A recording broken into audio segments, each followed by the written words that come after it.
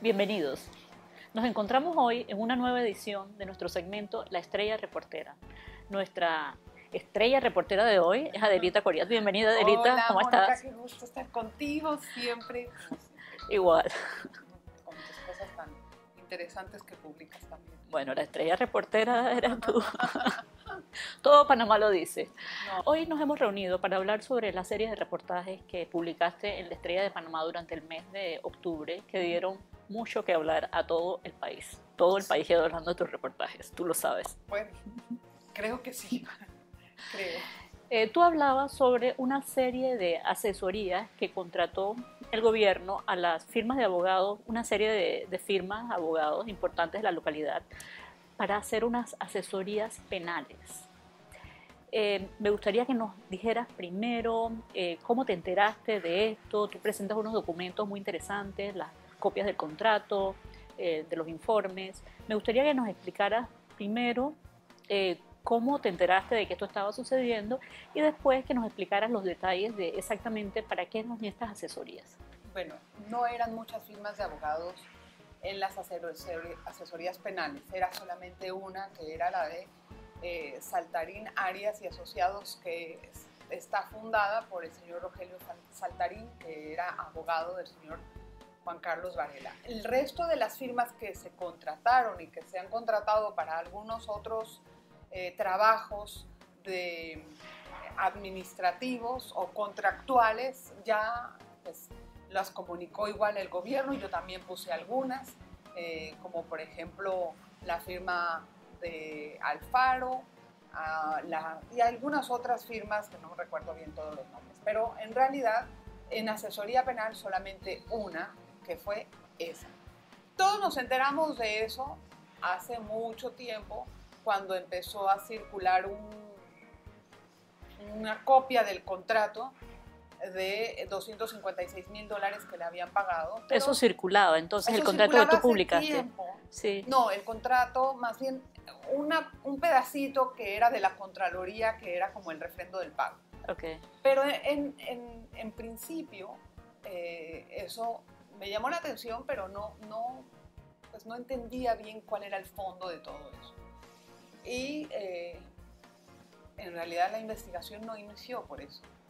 Inició por otra serie de documentos que tenían como dirección el Consejo de Seguridad. Eran querellas penales que había interpuesto, por ejemplo, un abogado autorizado por el director de una institución, pero para poderlo contactar aparecía la dirección y el teléfono del Consejo de Seguridad, y eso me llamó la atención. Okay. Ese fue el inicio realmente.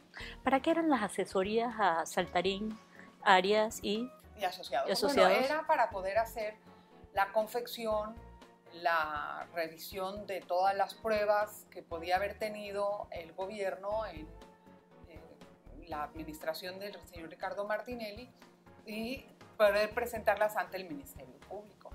O sea, hasta ahí, tú dices, una asesoría penal es muy delicada realmente, porque primero que todo, el que la va a presentar tiene que tener un trabajo robusto para que haya una causa. Pero no es el permíteme que te interrumpa. Sí. ¿El resultado final de las asesorías cuál era? ¿Un informe al Consejo Nacional de Seguridad? ¿Un informe al Ministerio Público? Bueno, ¿Cuál era el resultado? Hay que saber que el Consejo de Seguridad Nacional está bajo el Ministerio de la Presidencia. Primero que todo, eso hay que tenerlo claro. Segundo, este señor estaba contratado por el Ministerio de la Presidencia, Okay. no por el Consejo de Seguridad, es diferente. Y el Ministerio de la Presidencia, lo que explicaba el ministro alemán es que ante la avalancha de irregularidades que encontraron en la administración Martinelli, ellos buscaron la forma de presentar las querellas, y que esas querellas se las hizo Saltarín. Pero Saltarín investigó para o sea, su asesoría, ¿en qué consistía? ¿Emitir un reporte a la presidencia, al Consejo Nacional de Seguridad, o emitir un reporte al Ministerio Público? ¿Qué es lo que él hacía? Él lo que supuestamente se escribe en los papeles es que él averiguaba todas las pruebas que podían presentarse y acompañarse con las querellas. Su trabajo era hacer las querellas para que después cada institución la presentara ante el Ministerio Público. Ok, tal cual como él se las brindaba. Sí, pero, o sea, en ese sentido hay una carga de subjetividad inmensa, porque primero que todo se trata del abogado del presidente. Segundo, él va a hacer lo que le dicte el presidente. Es muy difícil lograr un criterio tan independiente en una persona que va a actuar al menos ese es el criterio que la mayoría de los abogados consultados, ex magistrados, personas que conocen de derecho procesal, todos ellos decían, es muy difícil que él pueda tener un criterio independiente. En ese sentido está algo mal. Tú y mencionas... después, cada reunión que se hizo con el Consejo de Seguridad, ¿para qué fue? Para obtener pruebas. ¿Quién obtenía las pruebas? ¿Él o el Consejo de Seguridad? O sea, ¿cuáles eran las líneas y los papeles de cada uno? Pero tú sostienes, tu investigación dedujo o tú concluiste que ellos presentaron las pruebas, reunieron las pruebas para presentárselos a ministerios, pero pudo haber sido algo científico, algo, digamos, demos el beneficio de la duda. En el caso de que las pruebas estuvieran bien reunidas, ¿es la contratación de estas firmas legal o ilegal? Aparte de... Yo no soy, porque yo no sé juzgar. Pero tú juzgaste que hablaste con abogados, ¿hay una línea gris allí? ¿O qué te dijeron los abogados con los que contrataste, con los que conversaste? Como te he explicado. Lo primero es que para hacer un tipo de asesoría penal, lo primero que tuvo que haber hecho el gobierno, si es que realmente veía que esta era una lumbrera para conseguir cosas, entonces revestirlo bajo el Ministerio Público. Yo me pregunto, ¿cómo iban a revestir a una persona como él con un salario de $20,000 al mes en el Ministerio Público? Iba a ganar más que la procuradora. Okay. Yo creo que eso no era factible viendo tal vez los números entre ambas partes. Entonces él quedó como asesor de la presidencia para armar las querellas. El problema no es, o sea, algunos abogados dicen, bueno, que hayan contratado a una firma para que les asesore penalmente, hay una línea gris ahí, hasta ahí tal vez se puede ver bien, pero ¿cómo obtuvieron las pruebas? ¿Cómo las presentaron? ¿A quién le hicieron un favor para no indagarlo? ¿A quién sí lo indagaron? ¿A quién lo mandaron a la cárcel y a quién no, teniendo los mismos cargos o las mismas cosas? O sea, ya esos criterios que quedaban bajo los fiscales, que son muy propios de cada fiscal, pues se veían en algunos tonos distintos, y eso es lo que preocupaba a muchos consultados. ¿Qué tan especial o irregular o no normal era la contratación de estas asesorías penales? En la presidencia, por ejemplo, Mónica, bueno, que yo tenga noción, en mis registros periodísticos nunca se ha contratado a nadie para que le hagan un tipo de asesoría penal desde la presidencia. Eso, ¿Había un interés entonces previo a, había un interés, influenciar sobre los casos? Te voy a decir una cosa muy curiosa que me llamó la atención. ¿Cuándo empezó el contrato de Saltarín? El 2 de julio. ¿Cuándo ingresó? ¿De qué año? ¿Del 2015? 2014. Del 2014. El presidente Juan Carlos Varela, bueno, salió electo en mayo, ¿estás de acuerdo? De mayo a julio seguramente eso se estuvo estructurando en su forma de ver qué es lo que iba a hacer. Y el 2 de julio, el día que él tomó posesión, ese día Saltarín entró en acción. Eso a mí me llamó mucho la atención. ¿Estaba programado antes de tomar posesión? Me parece que sí se programó, porque entonces tú no entras ese mismo día, el día que entra el presidente, ya entra con su abogado, con su asesor penal. Eso me llamó la atención, mucho. Y dime, o sea, si yo quiero hacer las cosas transparentes y si yo quiero hacer un trabajo imparcial, porque realmente quiero investigar todas las anomalías que hubo en el gobierno pasado, y necesito esa asesoría penal porque los fiscales no se dan abasto, Mónica, porque el Ministerio Público no tiene recursos, ¿qué hago como presidente? Lo primero puede ser dotar al Ministerio Público de más personal, darle más presupuesto y ayudarlo en cualquier cuestión técnica que se necesite para poder investigar. Okay. Eso sería lo primero. Y lo último, nada más para terminar. Segundo, si yo lo quiero hacer desde la presidencia, que no le veo, la verdad, ningún sentido, Entonces, bueno, me agarro un abogado que no haya sido el mío. Claro. Alguien independiente, alguien que, pues, que no esté contaminado, entre comillas, por mi relación pasada con esa persona. Ok. ¿Cuántos de estos casos han prosperado? Esa es una muy buena pregunta. Uno solo ha tenido una condena, que es el caso de Luis Cucalón, el de Cobranzas del Istmo. Fíjate bien, en muchos casos el gobierno trató de hacer una cancelación contractual o un arreglo contractual, perdón, con las empresas que estaban involucradas en algunos otros casos que también fueron penales. Por ejemplo, el caso de Riegos de Tonosí. Allí, Mónica, hubo una gran discusión entre el gobierno y la contraparte, asesorados por algunas empresas, por algunas firmas que estaban tratando de llegar a un arreglo. Y nunca se logró. ¿Qué hizo Hidalgo Hidalgo? Porque le cancelaron el contrato, ellos demandaron al país. Y esa demanda está prosperando en la Sala Tercera de la Corte Suprema de Justicia. O sea, yo lo que quiero entender es también los ritmos judiciales, dicen que nunca son a los que nosotros queremos. Y eso es verdad. Me parece que hay que dar tiempo. El caso de Mochilas fue sobreseído en primera instancia. Y ese es otro de los investigados. Y como ese caso, pueden haber algunos otros que también los jueces valoren el criterio y digan si hay o no hay méritos. Pero, por ejemplo, el caso de los criptomensajes, ese es otro de los casos que también investigó Saltarín. Ese caso sí llamaron a juicio. O sea, que todavía hay mucho desarrollo en esto. No hay algo que ya podamos concluir, pero hasta ahora la única condena que han tenido ha sido a Luis Cucalón, que él ya está preso en el Renacer hace un buen tiempo. Ok. Dime algo. ¿Qué tú crees que hay detrás de este conflicto entre Varela y Martinelli? Pareciera que fuera... Que hay una rivalidad interna entre ellos dos. ¿Pero es algo personal o es algo económico o es algo político? Yo no sé exactamente de dónde viene esta rivalidad que hay. Lo que te pueda contar yo es lo que haya escuchado de cada parte, no es lo que yo conozca de ¿Tu opinión? ¿No tienes ninguna opinión formada? No, la opinión que yo tengo es que hay algo que entre los dos no cuajó bien. También me imagino que el presidente tuvo un resentimiento muy grande cuando Martinelli lo corrió por un tuit. ¿Te acuerdas de esa vez? Eso es ofensivo, eso es muy ofensivo. Ahora, en el gobierno de Martinelli hubo irregularidades, las hubo.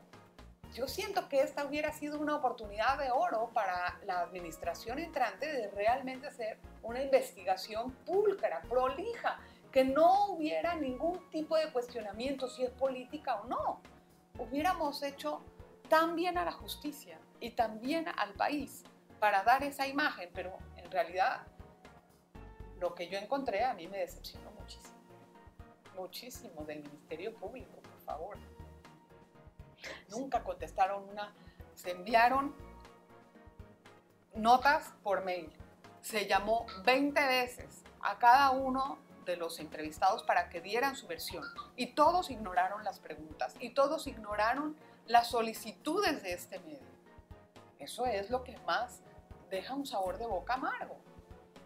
O sea, claro. ¿Por qué no contestas? O sea, ¿por qué no hablas de lo que hiciste? Si realmente está muy bien, ¿por qué no se habla y se discute y se debate abiertamente con un periodista que tiene un cuestionamiento? Es muy fácil sacar por YouTube esto se hizo y esto se hizo. Que de hecho, esas fueron unas fuentes de información, tanto que las critican. Esas fueron unas fuentes de información que yo utilicé. Pero ¿por qué no dieron la cara para que me expliquen en qué consistían las reuniones que tuvo Saltarín con la procuradora? ¿En qué consistían las reuniones que tuvo Saltarín con el presidente? ¿En qué consistían las reuniones que tuvo Saltarín con la misma procuradora Kenia Porcel y con algunas otras personas que no definen en el informe de gestión, pero se habla de la Procuraduría? Entonces, no sé, eso a mí me dejaron... ¿Qué reacción hubo tus artículos? el gobierno reaccionó, reaccionó la opinión pública. El gobierno dio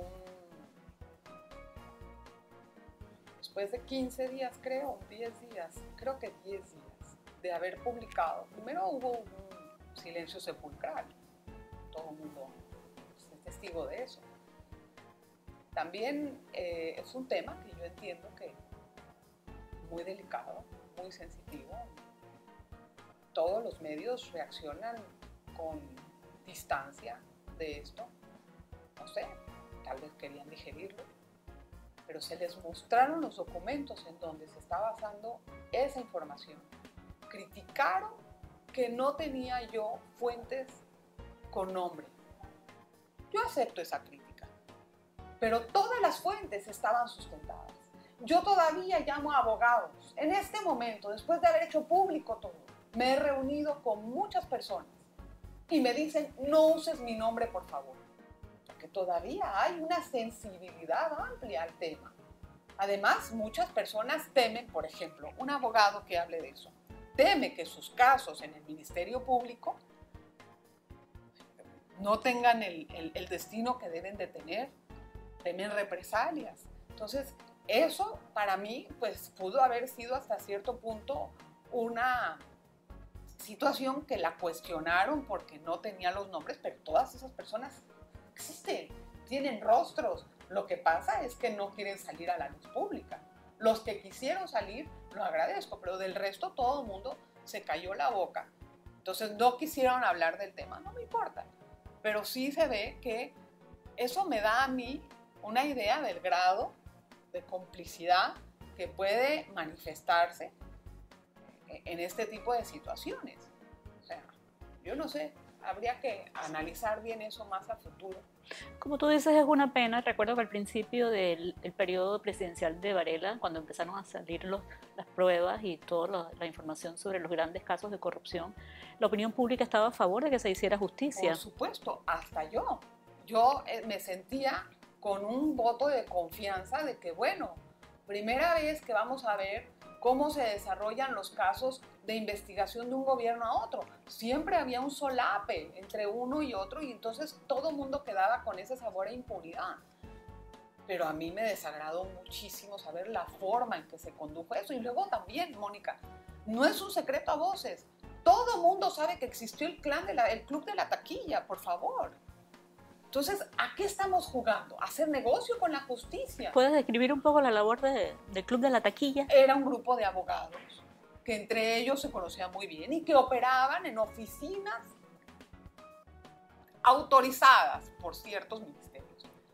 Y que dentro de esas oficinas ellos trataban, no sé, me imagino que buscaban las querellas, etcétera, pero también hubo negociaciones con los afectados de ver si lograban unas medidas cautelares o que se les suavizaran las mismas, o que si cambiaban la versión, y eso está publicado en casos específicos, y hay muchos otros que no pude publicar porque las personas no lo autorizaron. Hasta en eso he sido leal. Y decían que si cambiaban su versión, entonces les daban una medida distinta, y la cambiaron y les dieron una medida distinta. Yo no sé si eso fue gratis, me pregunto. Entonces, ¿cuál es la labor de la justicia en este país? ¿Hacer negocio con este tipo de averiguaciones que fueron gran escándalo y entonces dejar un sabor peor? Porque no va a ser de impunidad, va a ser de malogrado, de mal investigado. Y eso, a mí no me gustaría que me suceda si yo soy la persona que estoy pasando una situación de cuestionamiento judicial. Eso a nadie, a ningún ciudadano le conviene que eso ocurra, porque la justicia debe de ser clara, concisa, la justicia debe tener sus pruebas, y para el que no las hay, bueno, pues no está metido en lío, y para el que las hay, pues denle con todo, pero no se puede jugar con eso. Claro, es una pena. Bueno, Delita, se nos está acabando el tiempo. ¿Quieres concluir algo más, alguna experiencia que hayas tenido mientras hacías mira, reportaje? No fue nada sencillo, Mónica. Fue un trabajo muy difícil, precisamente porque muchas de las fuentes no querían salir en cámara.